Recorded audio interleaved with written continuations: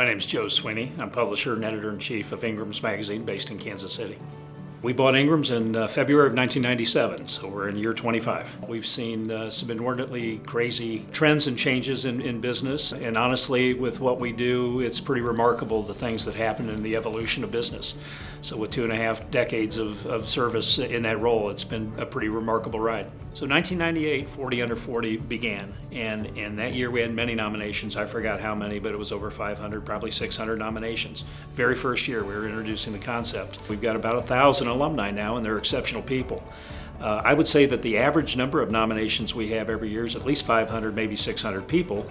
The difficult thing is most of the people that are nominated are extremely strong candidates. So it's very difficult to be named among 40 under 40, especially if you're much less than 40. Alec is 34, as I recall, and among the younger honorees this year. To be 34 years old and brought into 40 under 40 is a big achievement. We don't think that folks ought to be penalized because they're younger, so we bring in the A-team every year, and we felt that Alec absolutely belonged in that lineup. We work very closely with entrepreneurs and their business teams, large businesses, medium-sized businesses, and also many small and family-owned businesses. Transitions are a tough thing. We've seen even large businesses do a terrible job. A lot of times companies become focused and fixed on a successor that may not materialize, and their execution results in a different outcome. I met Jerry O'Neill a decade or more ago, and we became fast friends. He's a great guy, and he's very committed to his trade. I think it's fantastic that Alec was in a position that he's worked through the company and learned many of the positions here and had expertise and experience in such a role.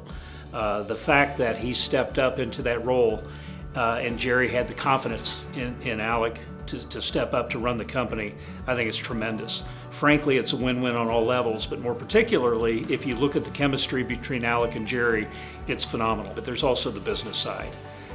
From what I understand, the growth of the company continues to grow, and that's a great sign, even during challenging times. COVID was not easy. I commend Continental Siding for working extremely hard to keep your teams busy, because unemployment's high and COVID's been a difficult transition to work through. The alignment between Jerry and Alec are extremely strong. Jerry's brought the product line and invented the product line and brought it to the business, and has been for many decades running the install process with this operation as well. He's still involved in the production side, and Alec appears to be doing an exceptional job in developing the teams necessary to grow the business. I like folks at the top who are willing to roll up their sleeves and do whatever it takes. Very hands-on operation here, very hands-on leadership, and frankly, Alec is a very inspirational leader. And absolutely, that makes a big difference. I would think that teams would feel happy not only about working with Alec and the management team, but also they'd also be very pleased with the fact that Continental Siding works very hard to keep the folks employed full-time. I think the thing that impresses me the most is hands-on and commitment to quality and to do what you say you're going to do. And I think Continental Siding does what it says it's going to do.